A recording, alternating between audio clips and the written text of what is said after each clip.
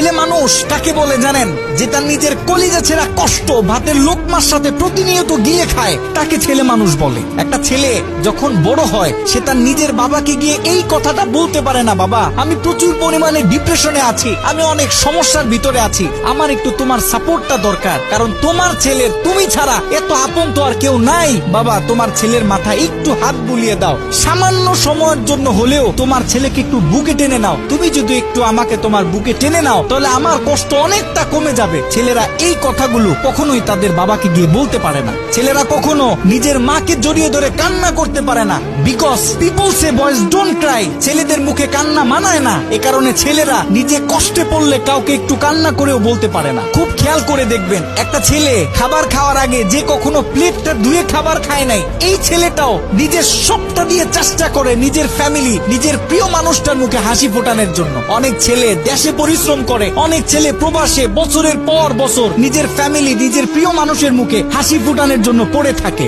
দিন শেষে ছেলেদের মুখে হাসি ফোটানোর মতো কাউকে পাওয়া যায় না। আমি মনে করি boys are the best actor in the world. এই পৃথিবীতে ছেলেরা হচ্ছে সব থেকে বড় অভিনেতা, কারণ ছেলেরা নিজেদের বুকে হাজারো লক্ষ কষ্ট পুঁতে রেখেও মুখে হাসি নিয়ে চলে, কারণ সে জানে আজকে আমি যদি ভেঙে পড়ি তাহলে আমার পুরো ফ্যামিলিটা অস্তিত্বহীন হয়ে যাবে।